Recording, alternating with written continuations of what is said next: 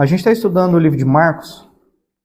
Como eu disse, vocês já sabem, eu sempre falo isso, na nossa igreja a gente adotou uma tradição cristã antiga chamada Lectio Continua, que é a exposição continuada das Escrituras. Então, todos os fins de semana aqui, a gente pega uma perícope, geralmente com aquela divisão de texto. Geralmente perícopes são isso aqui, ó, de forma prática. Não sei se sua Bíblia tem, mas são essas pequenas divisões que tem. E a gente expõe assim, verso a verso, as Escrituras. Esse ano, como comunidade de fé, a gente tem o desafio de expor um texto verotestamentário, ou seja, lá do Antigo Testamento, e um neotestamentário, do Novo Testamento. A gente começou o ano expondo Jonas, lembram? Foi bem interessante. A gente passou ali por todo o livro de Jonas, verso a verso, foi muito legal. E agora a gente está no Evangelho de Marcos. E o que acontece? Muito do que eu vou falar para vocês hoje, a gente já deu uma pequena pincelada através das exposições de Marcos. Porque até agora, enquanto a gente está estudando o livro de Marcos, a gente viu Cristo acalmar duas tempestades, lembram? Vocês lembram disso? Né?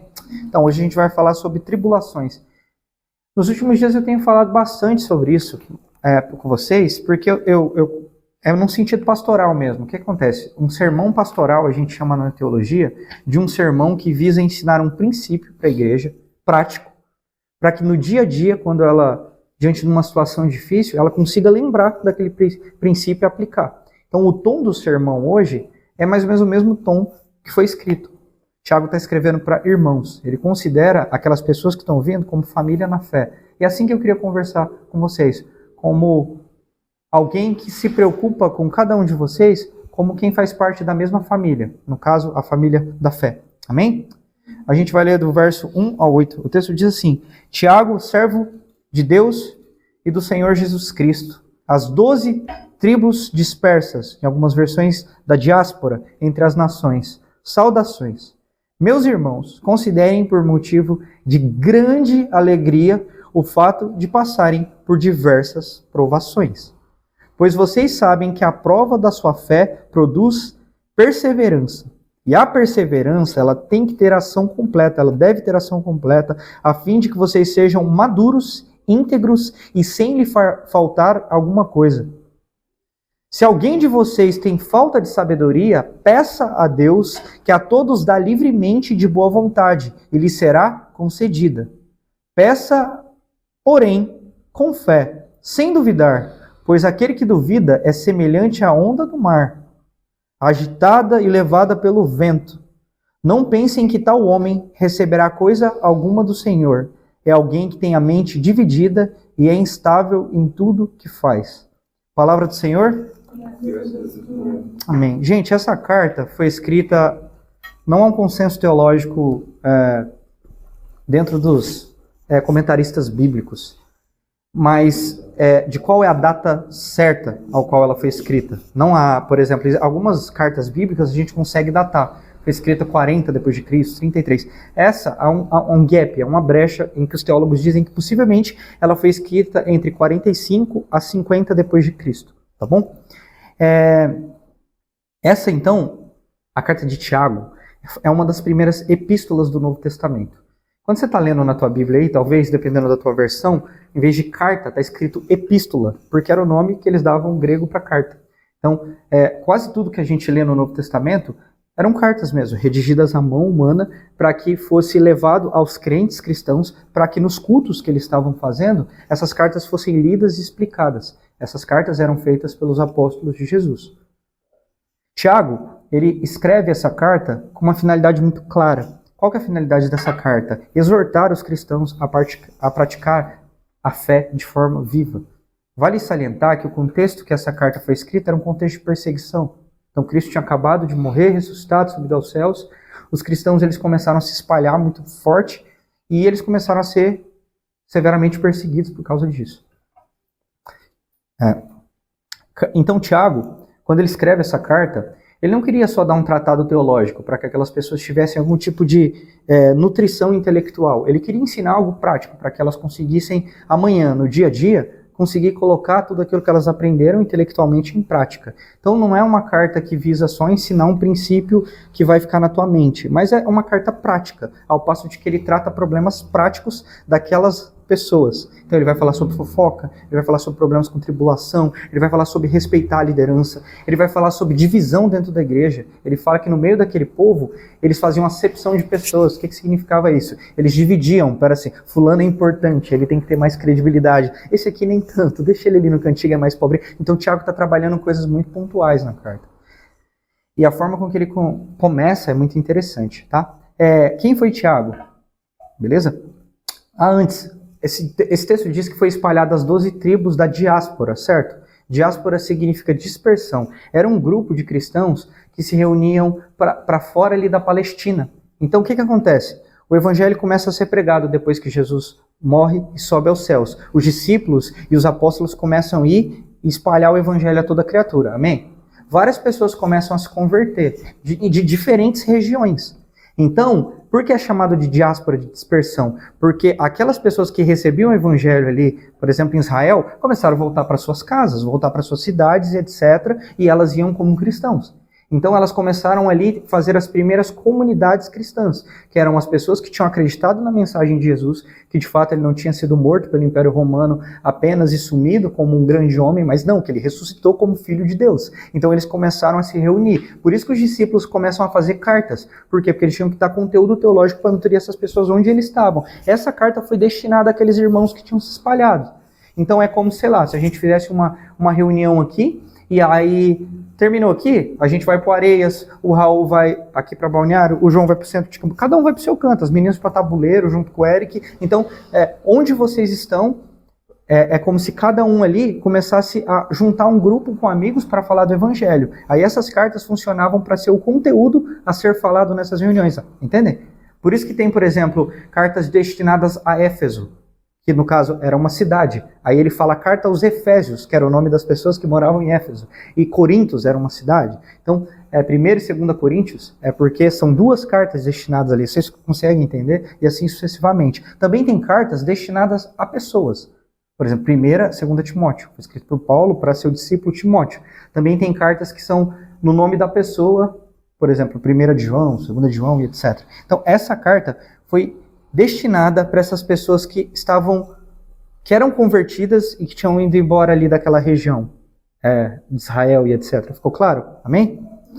Quem foi Tiago? Esse é o primeiro ponto, né? Lembra que eu ensino para vocês quando a gente está estudando a Bíblia, a gente tem que fazer algumas perguntas?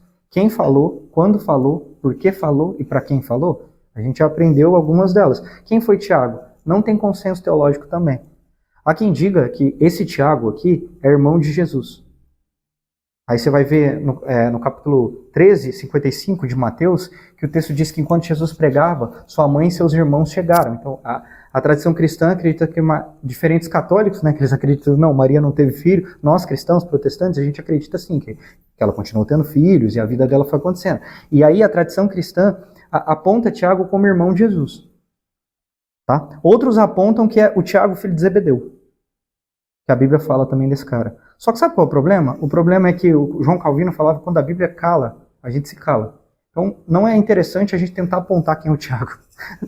O texto não deixa claro quem é. É como, por exemplo, quem já leu o livro de Eclesiastes? Eclesiastes, ele fala o pregador, é quem está escrevendo. As pessoas atribuem a Salomão, certo? Mas o texto não diz que foi Salomão que escreveu. As cartas de Paulo diz, eu, Paulo, escrevo de punho. Então a gente não sabe quem é Tiago. Só que a gente sabe uma coisa que Tiago fala sobre ele mesmo, que é tudo que a gente precisa saber sobre esse homem. E a primeira coisa que eu queria destacar nesse sermão. Tiago diz que ele é servo de Deus e do Senhor Jesus Cristo. A gente não sabe ao certo quem foi Tiago, mas aquilo que a gente sabe sobre Tiago é profundamente forte e pedagógico para a gente refletir nessa noite. Tiago não se apresentava como muitas vezes a gente faz. O cartão de visita dele era: eu sou servo de Deus e do Senhor Jesus Cristo. Eu acho que se Tiago fosse dos tempos de hoje, e ele tivesse um Instagram ou uma rede social, ele colocaria lá na sua bio: servo de Deus e de Jesus Cristo. Era assim que ele se enxergava. Entende? Isso é forte. Eu penso que se Tiago vivesse nos dias de hoje, ele fosse para uma empresa nova. Essas empresas que faz dinâmica, coloca todo mundo numa roda, aí fala seu nome, uma coisa importante sobre você. Eu acredito que na hora de Tiago ele ia falar a mesma coisa. Meu nome é Tiago, eu sou servo de Deus e de Jesus Cristo. Quando Tiago fala sobre isso, não é só uma afirmação para ele ganhar um tipo de status, porque nem faz muito sentido. Vocês concordam comigo? Se de fato ele fosse irmão de Jesus, daria bem mais autoridade para ele escrever? Tipo assim, as pessoas iam ler e falar, nossa, ele foi irmão de Jesus, ele viu Jesus, entende? Mas Tiago não usa dessas prerrogativas.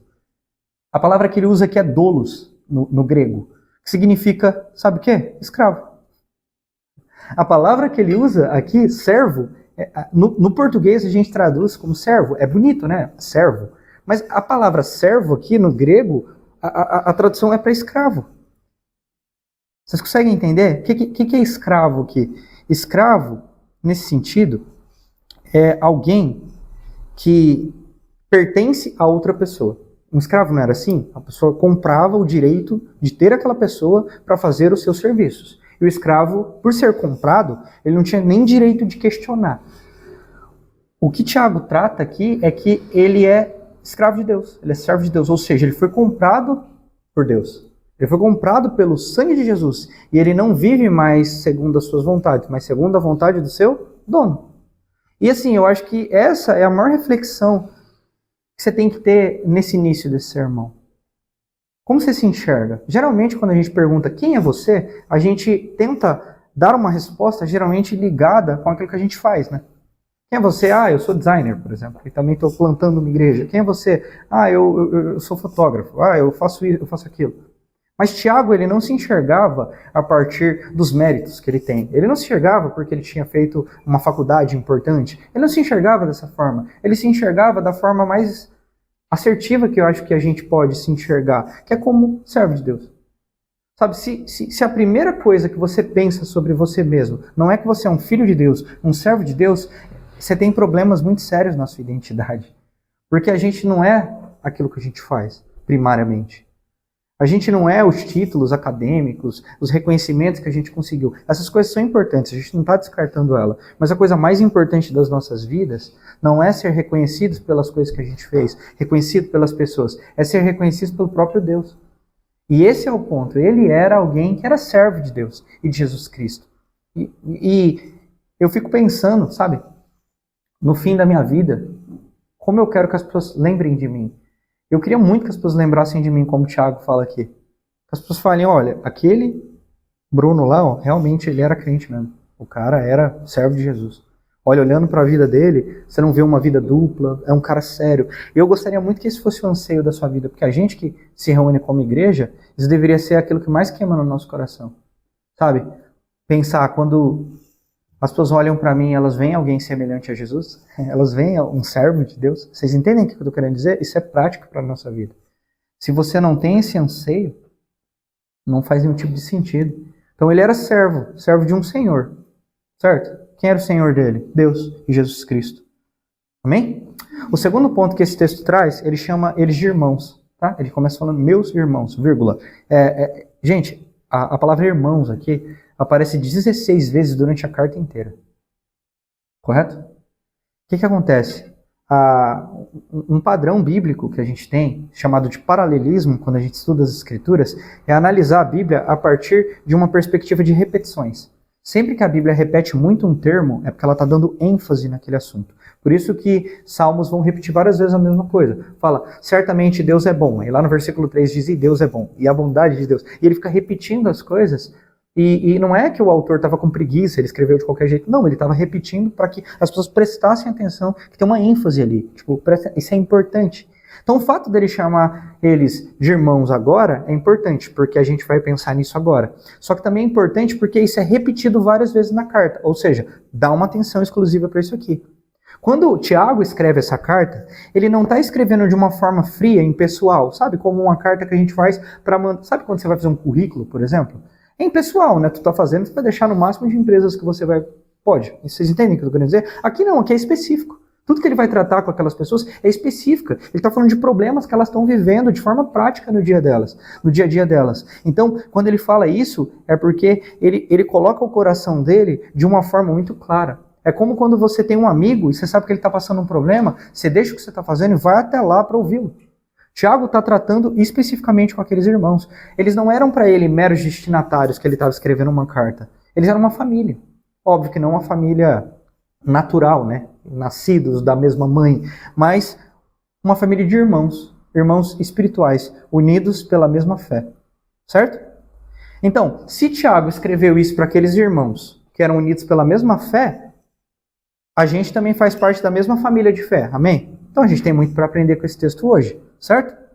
Então o que acontece? Essa verdade de que eles eram irmãos tem relação direta com os ensinamentos de Jesus. Vocês lembram que a gente está estudando o Evangelho de Marcos? No capítulo 3 de Marcos, Jesus está ensinando, a família dele chega, meio que tentando interromper Jesus, e as pessoas falam, sua mãe e seus irmãos estão ali, ele fala, não. Agora eu estou falando das coisas do reino de Deus, e minha família e meus irmãos são todo mundo que obedece a Jesus. Então, possivelmente, por ele ser um apóstolo, ele estava lá. Ele viu Jesus falando isso. Então aquilo deve ter impactado profundamente a forma com que ele via os relacionamentos dele. E essa é uma dica para a gente como igreja, para a gente ampliar um pouco as nossas visões, porque a forma com que o cristianismo enxerga a relação entre as pessoas é uma relação pavimentada a partir do milagre da família da fé. Todos nós aqui na igreja não somos meramente amigos que se reúnem 1 ou 2 vezes por semana. Nós somos irmãos.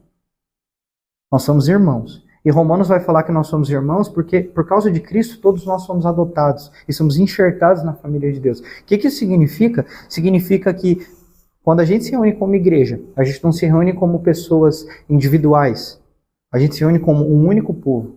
Essa é uma das belezas do Evangelho. Isso significa que essa família da fé tem que ser maior que as nossas diferenças, por exemplo. Quando Efésios está sendo escrito, Paulo trata Efésios, ele está falando para 2 grupos de pessoas que estavam na mesma igreja e que brigavam muito, que era o grupo de judeus e o grupo de gentios. Eles se odiavam. O que Paulo vai tratar com eles? Falou, existia um muro que separava vocês de Deus. Cristo destruiu esse muro. Agora, vocês têm que destruir entre uns aos outros. Porque se ele amou tanto os judeus quanto os gentios, e o texto diz que pela graça vocês foram salvos, ele fala, agora vocês têm que, por causa dessa graça, aprender a viver. Então, irmãos, quando a gente fala sobre ser irmão, quando a gente fala sobre essas coisas, é algo que a gente precisa, como família de fé, começar a aprender e praticar nas nossas vidas, porque não é algo tão simples. Tá bom? Como igreja, a gente precisa adotar essa ideia para que a gente consiga pavimentar as nossas relações. Não há espaço para individualidade dentro do corpo de Cristo. Todos agora somos feitos membros de uma única família espiritual. Isso tem que mudar a forma com que eu enxergo a mim e como eu enxergo as pessoas ao meu redor. Não tem como a gente como igreja estar bem sabendo que o nosso irmão está passando por problema e ignorar completamente. Não, presta atenção, se você quer andar como igreja, se você quer ser um filho de Deus, você tem que viver em comunidade. Viver em comunidade é bom e tem coisas difíceis também. Entende? Mas a gente é irmão. Não é espaço para individualidade. O cristianismo mudou a forma com que todo mundo enxergava as pessoas. Sabia? Porque o cristianismo criou uma visão que transformou, principalmente o Ocidente, que era a ideia de... O Gustavo Corsão, o autor, ele fala que é a descoberta do outro. Então, quando eu percebo a outra pessoa, eu descubro no outro um irmão, um próximo. Vocês lembram daquele capítulo... Quando Jesus está tratando sobre o bom samaritano, que tem um homem jogado na rua quase que morto, as pessoas passam, veem aquele homem naquela condição, trocam de lado na rua, porém um vai em direção a ele, o auxilia, pega, coloca sobre o seu cavalo, leva ele para ser tratado e cuidado. E aí Jesus pergunta qual deles amou de verdade. Então, a ênfase cristã é de que a gente é uma família. Então, se a gente é uma família, a gente não pode ver alguém padecendo, sofrendo e não se importar com eles. Tiago se importava com esses irmãos, ao ponto de ele escrever uma carta dizendo para eles coisas que eles precisavam fazer para que a fé deles não fosse fragilizada. Esse contexto de comunidade cristã que é importante. Então, irmãos, isso é o evangelho na prática. Tem uma música do Paulo Nazaré que ele fala... Você, para mim, não é problema seu, é meu também.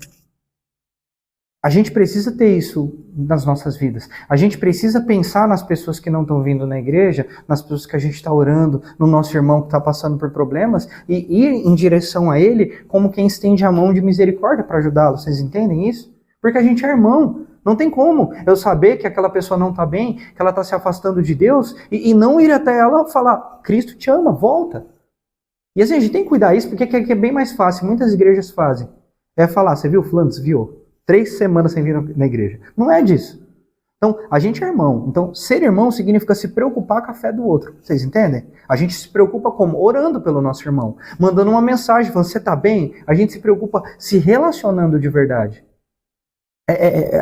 Gente, não é à toa que ele coloca a palavra irmãos aqui.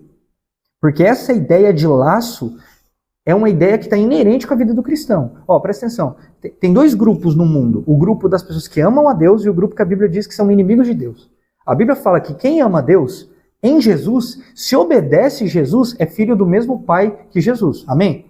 Então, isso significa que, por sermos a mesma família, a gente tem que servir uns aos outros em amor. Amém? Então, é isso. E quando ele fala nesse tom de irmão, ou seja, um tom íntimo de quem realmente se importa com quem ele está falando, ele fala uma coisa que a primeiro momento parece contrassenso. Ele diz assim no verso 2, considerem motivo de grande alegria passarem por diversas provações. Gente, à primeira vista parece contraintuitivo, né? Quem considera muita alegria passar por muita provação? É disso que esse texto está falando. Vocês veem que ele dá ênfase em considerar grande alegria passar por diversas provações. Gente, à primeira vista, isso parece... A palavra aqui tem a ver com imperativo, tá? Então tá indicando uma decisão ativa, não sentimento só. Ah, tô passando por tribulação, vou ficar bem, fiquei. Entende? Não, é intencional. No grego, essa palavra aqui significa uma... Presta atenção, a raiz etimológica dessa palavra tem a ver com uma alegria profunda e intencional.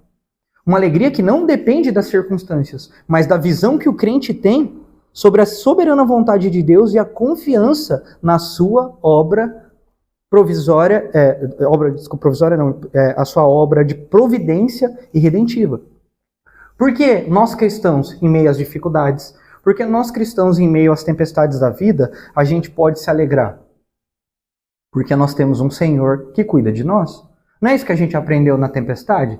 Os discípulos estavam desesperados, mesmo sendo marinheiros antigos, pescadores, entendendo de água. E Jesus estava o quê? No barco dormindo. Os caras desesperados, vão morrer, Jesus está no barco dormindo. E aí eles acordam e Jesus fala, Jesus, a gente vai morrer. Jesus fala, se acalma, e a tempestade acalma imediatamente. Enquanto eles olhavam externamente para as ondas, para os ventos, o segredo estava dentro do barco com eles. A gente pode se alegrar na tribulação, na dificuldade, por quê? Porque Jesus está no barco, irmãos. Nós cremos em um Deus que não nos deixa soltos na nossa própria sorte. Deus não fez a gente e jogou os dados aí para a humanidade e falou, se virem agora, se resolvam. Não. Cristo cria um plano para redimir o seu povo. Por isso que é importante ele falar irmãos, porque essa confiança de se tranquilizar diante das tribulações só pode alguém que realmente faz parte da família de Jesus. As pessoas que não entendem quem Jesus é, como ele cuida do seu povo, elas não conseguem compreender esse texto. É radical. Olhar para as tribulações, para os momentos difíceis da nossa vida, faz com que a gente tenha que olhar para o céu e perceber que existe um Deus que governa todas as coisas e ele cuida do seu povo.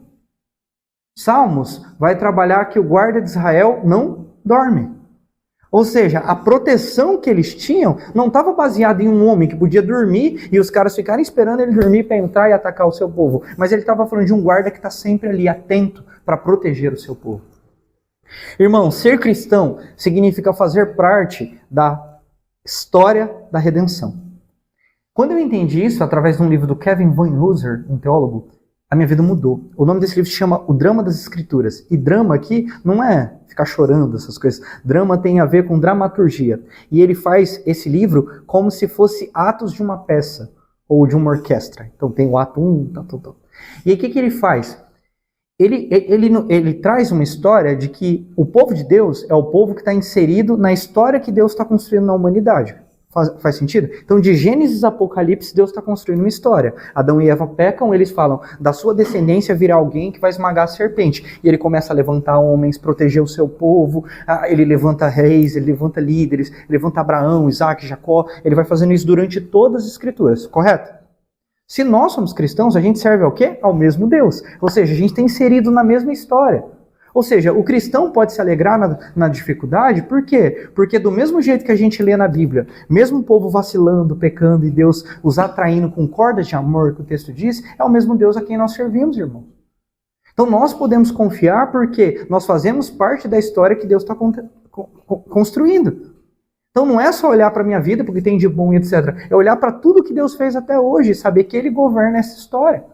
Então, quando você se torna filho de Deus, se converte, é como se você estivesse vivendo a sua vida, a sua história, Deus te tirasse da sua história e te enxertasse, te encaixasse na história que Ele está construindo na humanidade. Vocês conseguem compreender essa ideia? Por isso que a gente pode se alegrar na tribulação, se alegrar na dificuldade. Porque, por mais que ela seja grande, a gente vai poder falar, pera, eu creio num Deus que nada é impossível para Ele. E Ele não me desampara, Ele me ama. Essa ideia de tribulação aqui, irmãos, a gente vai explorar agora. Mas eu queria lembrar para vocês uma fala do R.C. Sproul, pregador presbiteriano, que ele diz, Deus apenas não permite que as tempestades venham à nossa vida, mas em sua soberania, Ele utiliza elas para nos ensinar e revelar sua glória. As provações que nós passamos muitas vezes nas nossas vidas, irmãos, elas são feitas, colocadas por Deus para fazer com que a gente compreenda esferas sobre Ele e sobre a sua glória que talvez a gente não compreendesse de outra forma. Provações vem de uma palavrinha lá no grego que tem a ver com dokimê, que significa testar. Vocês já assistiram uma série da History? Sempre que eu falo disso eu vou voltar na mesma história porque é a melhor referência que eu consigo pensar de cabeça. Tem uma série da History chamada Forgiven Fire, acho que é Desafio sob Fogo, se não me engano foi traduzido, que é uns caras que fazem cutelaria lá, eles fazem espadas, aí o processo eles colocam no fogo, bate no negócio, e aí depois que eles terminam as espadas, no prazo lá, que é tipo um reality, né? Aí eles têm que testar. Aí os caras pegam, batem na espada, aí eles vão vendo se trinca, se quebra e etc. Essa palavra dokimê no grego, que tem a ver com provar, que é a mesma palavra que aparece na Bíblia várias vezes, tem a ver com isso. A provação é Deus permitindo com que você passe por uma situação de fogo, de resistência, uma situação difícil, para que depois você se torne aprovado. Deus só prova na Bíblia quem Ele quer aprovar. Vocês entendem isso? Por isso que a aprovação é submeter a circunstâncias difíceis, atrito, conflito. Se vocês assistirem Desafio sob Fogo, vocês vão ver, os caras colocam a espada no fogo, aquele trem derrete, depois eles batem, depois eles enfiam no negocinho lá, tiram, depois para ver se funciona. Ou seja, as provações que Deus permite com que a gente passe, momentos difíceis, quando Deus coloca a gente nessa situação, se de fato Ele colocou, porque tem coisas que a gente passa que é responsabilidade nossa e consequência dos pecados que nós mesmos fizemos, vocês entendem a diferença? Se Deus está te provando, é porque Ele quer fazer com que a sua fé se torne aprovada no final. Porque é isso que acontece depois de um teste, certo? Você faz uma prova lá, para no final você receber uma nota e ser aprovado. Você faz uma habilitação para ficar reprovando e repetindo? Não, você faz para eles falarem, você está habilitado, a partir de agora você pode fazer isso. Ou seja, a aprovação que aparece aqui nesse texto tem a ver com Deus permitir que o seu povo passe por circunstâncias difíceis, para que nessas circunstâncias difíceis Ele teste o seu povo e os aprove. A Bíblia vai usar essa palavra o tempo inteiro. No grego é teleios. Teleios é a palavra que é utilizada para perfeito. Então, quando Deus prova o seu povo, é para que eles se aperfeiçoem, ou se tornem perfeitos. Perfeito na Bíblia, irmãos, não é uma pessoa que não erra e etc. Perfeito na Bíblia é alguém que é completo. Entende?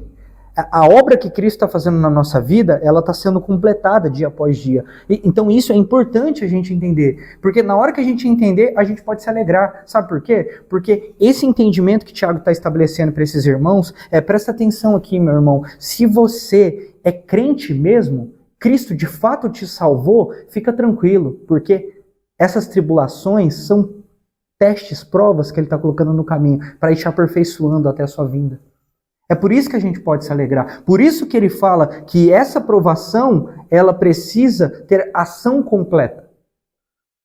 Deus permite que muitas vezes a gente passe por dificuldades, porque essas dificuldades são extremamente pedagógicas.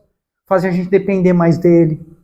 Você fala, tá, mas você não sabe a aflição que eu estou passando. Como é que Deus pode usar essa aflição para ser glorificado? Meu irmão, se essa luta e essa aflição que você está passando te faz orar mais, já está valendo, concorda comigo?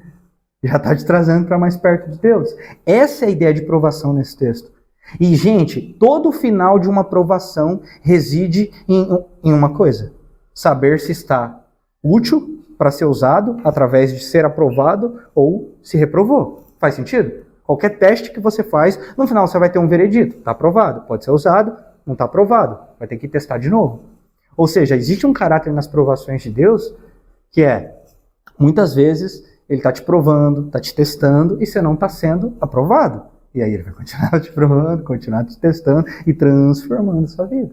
Então, nesse processo, irmãos, o que o texto fala é que, de fato, Deus nos prova para que nós venhamos se tornar mais perfeitos. E o texto vai deixar isso claro. Ou seja, em meio às provas, a gente tem que glorificar o Senhor. Cada provação vem de Deus e Ele tem um propósito santo para ela. Romanos 8:28 fala: todas as coisas cooperam para o bem daqueles que amam a Deus. Gente, Deus não é um sádico que fala: vou fazer meus filhos sofrerem sem motivo. Não, se Ele permite que você passe por qualquer dificuldade, é porque Ele tem um propósito eterno para te ensinar. Qual que é a grande sacada que eu tenho dito para vocês há vários domingos? No momento difícil, presta atenção aqui, meu irmão, minha irmã. Nos momentos de tribulação, de tempestade, em vez de você ficar perguntando para Deus o porquê, começa a orar dizendo: Senhor, como eu posso te glorificar em meio a essa tribulação? Você vai ver como a tua perspectiva muda. Eu preguei para vocês sobre provisão divina no domingo. Na segunda eu perdi meu cliente fixo, melhor, né, amor? 3 semanas depois descobri que a Andressa estava grávida. Aí eu falei: nossa, ontem eu falei, Deus, para eles que eu tinha que perguntar como eu posso te glorificar. Então, estou entendendo. E amém. Uma semana e pouco depois eu consegui fechar outro cliente, glória a Deus. E assim, eu estou falando isso para vocês, irmão, não de forma abstrata. Eu estou te falando que amanhã, quando a aprovação aparecer, você tem que colocar em prática. É isso que o Thiago está tentando ensinar para esses caras. Eu não sei que luta tu está passando. Às vezes Deus está te provando agora já. Você está vivendo uma grande dificuldade, alguma coisa. Talvez isso seja culpa dos seus pecados. Tá? Mas se Deus, de fato, te colocou essa prova, é porque Ele quer te aperfeiçoar. E presta atenção, há um paralelo aqui, tá? Eu me lembro de uma vez que um pai procurou e falou bem assim: meu filho me desrespeita, meu filho de uma hora para outra se tornou um menino mal educado comigo.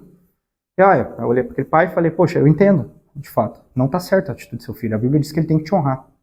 Só que deixa eu te falar uma coisa: para o seu filho, você não é o pai dele, seu filho você é o cara que traiu a mãe dele. Então você entende que ele está errado. Eu vou falar para ele que ele tem que te honrar, eu vou lembrar ele para ele. Mas você entende que tem um problemão aqui que as suas atitudes geraram? Ele talvez leve anos para esse guri conseguir te perdoar. Então, você entendeu que é diferente? Lá na frente, Tiago vai falar que Deus não prova ninguém no pecado. Tem gente que fala bem assim: e tem uma mulher me dando bola no meu trabalho, é Deus me testando. Não, Tiago mesmo vai falar alguns versículos depois que Deus não testa ninguém no seu pecado. Tá? Você é testado pela sua própria carne. E uma vez que você peca, isso gera morte. Deus nos testa de forma espiritual. Ele permite que a gente passe por circunstâncias difíceis para que a gente seja aprovado. Um exemplo, eu preguei uns dias atrás. Abraão, Deus fala para ele: pega seu filho, sacrifica ele. Abraão fala: amém. No outro dia ele vai fazer. Quando ele chega lá para fazer, Deus fala: tá bom, a gente entendeu que você tem fé. E Hebreus vai testemunhar isso.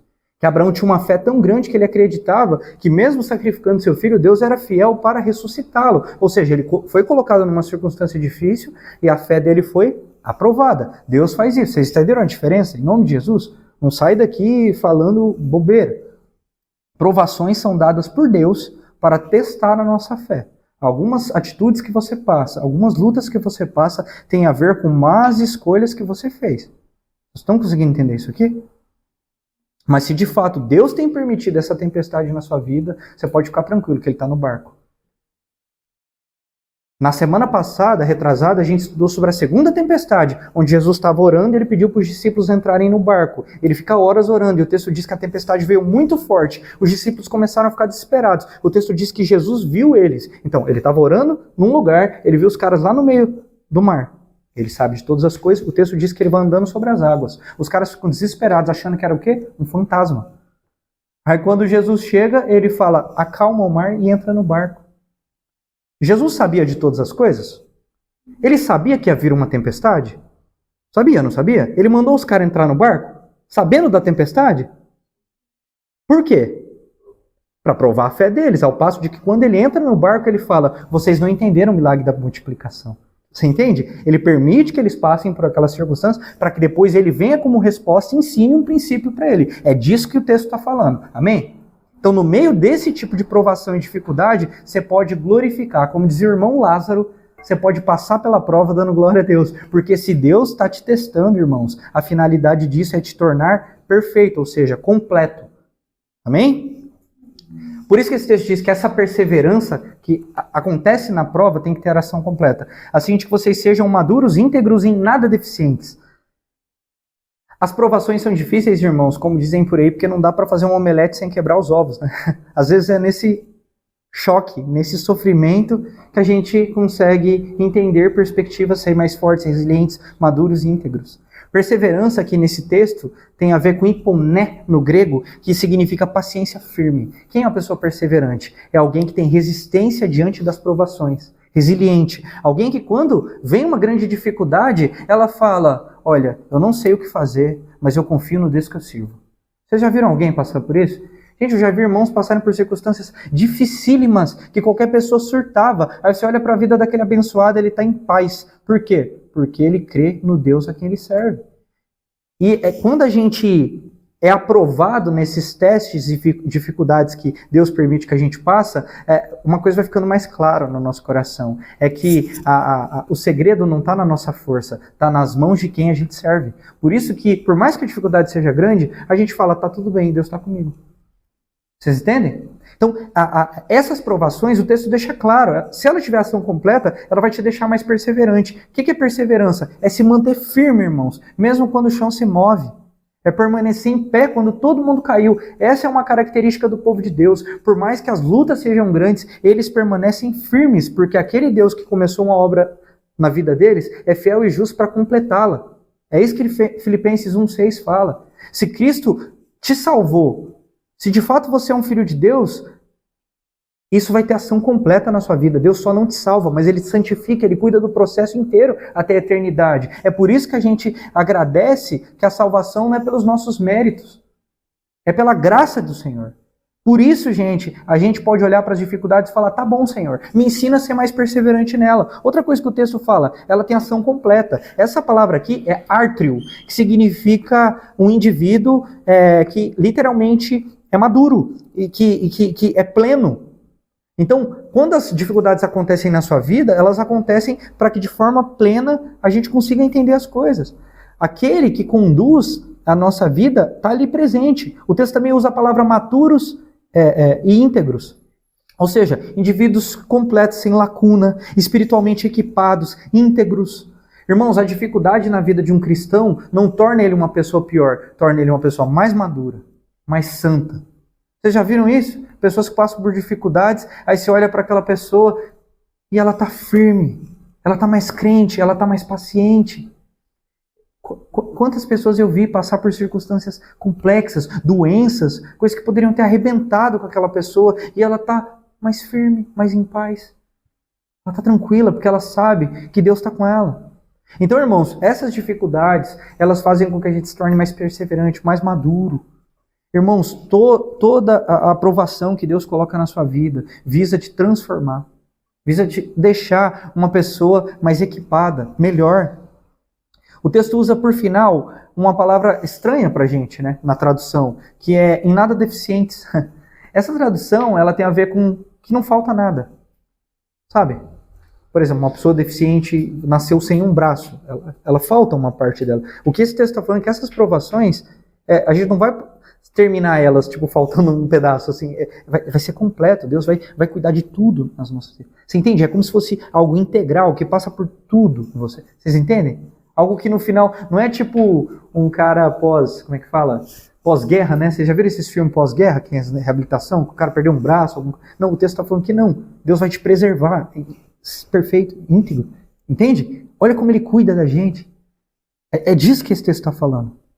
Irmãos, a obra de Cristo na cruz foi perfeita. Cristo não derramou nenhuma gota de sangue dele em vão. Cada sacrifício aponta para essa redenção plena sobre o seu povo. Se Cristo nos salvou, irmãos, Ele é fiel e justo para completar essa obra na nossa vida. E para nos aperfeiçoar, nos transformar em mais perseverantes. Por isso, irmão, se você está tendo crises na sua fé, persevere. Peça ao Senhor auxílio.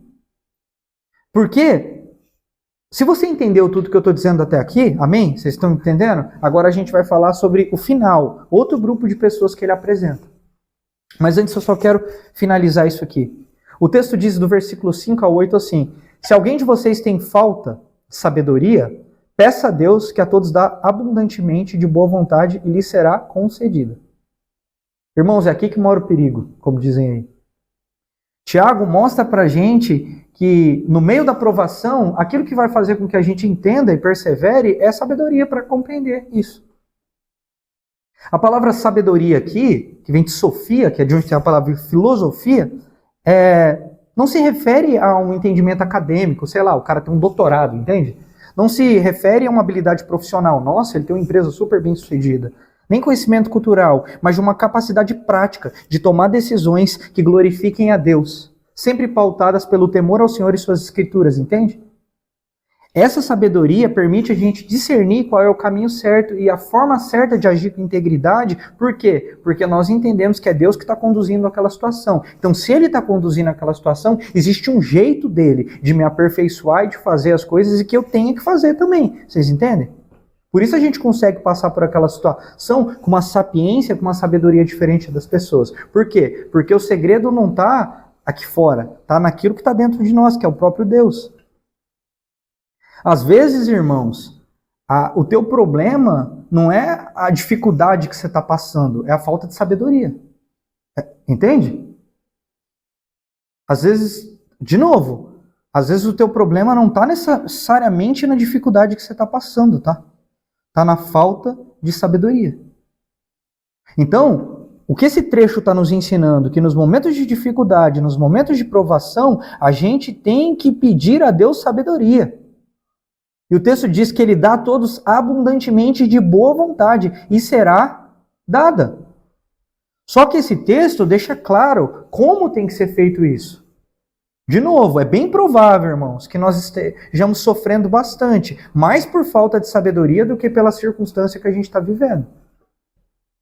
Eu já vi pessoas passarem pela mesma situação e reagirem de formas completamente diferentes. Porque umas tomaram o caminho do temor ao Senhor e da sabedoria, e outras usaram aquele mal para justificar o que elas queriam fazer. A gente precisa de sabedoria para olhar para essa situação, para as provações e ser transformado por elas. Esse texto vai falar como a gente tem que fazer. Ele fala que a gente tem que orar com fé. Então, irmãos, para a gente partir para a finalização desse sermão, o que eu queria que vocês entendessem é que está aqui uma dica de piedade que tem que ser um princípio que norteia as nossas vidas. Você ora por sabedoria? Seja sincero. Não de vez em quando você está com um problema, fala, Deus me dá sabedoria, que se me der força eu mato essa pessoa. Já viu, tem gente que fala essas besteiras? Não é disso que a gente está falando. Esse texto fala de pedir mesmo, sem duvidar. Ou seja, ele está dando uma ênfase. Alguém que busca ser sábio, que ora pedindo para Deus, Deus me ajuda a lidar com essa situação, Deus me ajuda a perceber as coisas do jeito que o Senhor percebe. Senhor, no meio dessa questão, eu quero ser mais perseverante, eu quero ser mais parecido com Jesus. Você ora assim quando está passando por um problema? É disso que esse texto está falando. Um coração sábio, de acordo com esse texto, ele ora, ele medita nessas coisas e ele ora com fé. Não estou falando de pedir sabedoria para Deus aqui e acolá. Porque a gente, às vezes, faz o contrário, né? Está passando por uma dificuldade, tenta resolver do nosso jeito, aí quando esgotou tudo que a gente tinha para fazer, a gente, Deus, me ajuda. Entende? Não, esse texto está falando de alguém que na provação fica o tempo inteiro falando, pai, me ensina. Pai, eu estou disposto, eu quero aprender. Como é que é? A gente é assim. Porque esse texto está falando, presta atenção, que se você fizer isso com fé, se você tomar esse tipo de postura na sua vida, esse texto está deixando claro que Deus dá livremente e abundantemente sabedoria para quem pede. Ou seja, irmãos, a gente precisa ser mais sábio, porque muitas das lutas e dores de cabeça que a gente passa, fica andando em círculo, tem a ver com falta de sabedoria. Deus tem promessas para a vida do seu povo, mas isso não significa que o seu povo vai ser provado. Isso não significa que muitas vezes ele vai ficar andando em círculo, como os israelitas andaram, lembra? Eles ficavam reclamando no deserto, desobedecendo e ficam anos ali andando. Porque enquanto eles andavam, Deus ia tratando eles. Então, peça sabedoria para o Senhor. Porque a sua vida vai ser uma vida de muitas provas. Se você continuar crente, meu irmão, uma coisa eu posso te prometer, você vai ter muita dificuldade, você vai ter muita tempestade na sua vida. Vai ter, porque a vida é assim. Mas você pode estar tranquilo porque Jesus está no barco e ele vai completar essa obra na sua vida. Jesus vai falar sobre uma casa edificada na areia e uma casa edificada na rocha. Ele fala que a casa na areia, quando vira uma tempestade, já era, caiu. A da rocha, ela vai aguentar muita tempestade. Vocês entendem o que eu estou querendo dizer? Então, ser cristãos, irmãos, é saber lidar com adversidades. Jesus deixou isso claro no Evangelho. Jesus não ficava enfeitando a mensagem dele. Pelo contrário, ele disse, vocês querem me seguir? Tome a sua cruz. Tomar a cruz é algo bonitinho, a gente faz até pingente hoje em dia. Mas naquela época, era um instrumento de punição e morte. O pior que tinha. Jesus está dizendo para aqueles caras, olha, eu vou morrer. E me seguir significa que vocês estão colocando um alvo nas costas de vocês. E era mais ou menos isso que esses caras estavam passando. Porque depois de Jesus Cristo ter sido morto e ressuscitado, eles estavam sendo perseguidos por causa da mensagem de Jesus. E o que o texto está dizendo? Considerem motivo de alegria passar por essas tribulações. Você entendeu quão mais forte é isso agora? Os caras estavam sendo perseguidos por causa da fé deles. E Tiago está falando, está tudo bem. Deus não está desamparando vocês. Ele vai fazer de vocês fortes, sábios, maduros, permaneçam firmes. Agradeçam a Deus por essa dificuldade. E aí ele termina falando, e se você não conseguir, peça sabedoria para o Senhor. Porque se você pedir com fé, ele vai te dar. Só que ele fala sobre outras pessoas. Para finalizar. Aqueles que não pedem com sabedoria. Aqueles que são como ondas do mar, levado de um canto para o outro. Ele diz que essas pessoas têm ânimo dobre, uma fé dividida. Ânimo dobre é inconstância. Infelizmente, as nossas igrejas estão cheias de gente assim. Que uma hora o cara é o cara mais crente do mundo, evangeliza todo mundo, faz careta de adorador no culto, e na quarta-feira já esqueceu de Jesus e já vira uma bagunça. Gente que quando tá tudo bem, sabe? Ama Jesus, mas quando vem a primeira dificuldade, aí já era. Irmão, se Tiago foi capaz de olhar para aqueles homens que estavam sendo perseguidos por causa da fé deles e disse, vale a pena permanecer firme, vale a pena pedir sabedoria. Que desculpa você tem? Porque, sendo bem sincero, a coisa mais fácil do mundo é seguir Jesus no século XXI, no Brasil, por exemplo. A gente não é perseguido por causa do evangelho aqui. Perseguido de verdade, que eu estou falando de alguém entrar com uma arma na nossa casa e falar, você entende? A gente está de boa. A gente está de boa. O nosso problema não é a perseguição. O nosso problema é o falso evangelho que tem sido pregado e enganado muitas pessoas. Só que aqui eu estou me esforçando para ensinar para vocês o evangelho da verdade. E o texto fala que tem aqueles que são provados, passam por dificuldades, mas permanecem firmes, perseverantes, são aprovados por Deus. E esse texto está falando de gente que é como uma onda jogada de um lado para o outro. Não é firme, entende? Não é perseverante, não é tenaz. Que tipo de pessoa você é? É assim que eu queria finalizar. Esse texto diz que essa pessoa que é jogada de um lado para o outro, inconstante, essa palavra tem a ver com dipsia no grego, que é uma dupla alma. Alguém que uma hora é uma coisa, outra hora é outra. Você entende? Ele não sabe o que quer. E o texto termina falando, tal pessoa não alcançará a sabedoria. Como Tiago finaliza essa carta, essa parte da carta, é um lembrete para a gente nessa noite. Um lembrete de como a gente reage com as coisas da vida significa o tipo de pessoa que a gente vai ser. Ou seja, você pode ser uma pessoa que no meio da dificuldade olha para Cristo, pede para Ele sabedoria para glorificá-lo no meio daquela situação, implora, Deus, eu quero te entender, eu quero te compreender, persevera, se torna maduro, se torna íntegro, ou você pode ser uma pessoa levada de uma onda para o outro que nunca vai alcançar sabedoria, de alma dividida, inconstante. Que tipo de pessoa você está se tornando? Eu preciso muito que vocês pensem nisso aqui. Um coração sábio, irmãos, perseverante, ele não nasce do acaso. Ele é formado quando a gente reconhece as nossas limitações e se lança diante de Cristo com humildade, dizendo, Senhor, eu preciso de Ti, até para entender as coisas. Eu preciso do Senhor nesse momento. Ore agora comigo, peça para que Deus te ajude. Peça sabedoria para Deus, porque, irmãos, se Tiago conseguiu falar isso para esses caras nesse momento de perseguição, que desculpa a gente tem? Eu sei, eu não estou negligenciando a sua dor aqui. Eu sei, talvez você esteja passando por momentos difíceis. Talvez você esteja passando por momentos complexos. E sim, o que esse texto está dizendo é que eles existem mesmo. Mas que Deus está com o seu povo transformando eles. Então, essa é a minha oração por você nessa noite. Que Deus nos ajude, irmãos. Que Deus nos ajude pela sua graça. Amém? A gente vai ter um tempo de oração agora para a gente estar finalizando o culto, tá? Mas eu queria muito que você, agora no final, fizesse uma aplicação para a tua vida, sabe? Presta atenção, eu não quero que você pense em uma pessoa que deveria estar aqui para ouvir isso agora. Eu não quero que você pense em outra pessoa. Eu quero que você olhe para dentro do seu coração e você peça para Jesus te mostrar qual dessas duas pessoas do grupo tu é. Grupo que cresce, persevera, se aperfeiçoa, ou grupo inconstante, que não sabe o que quer, que é levado de um lado para o outro e que nunca alcança um coração sábio. A esperança que nós temos é que esse evangelho concede graça às duas pessoas.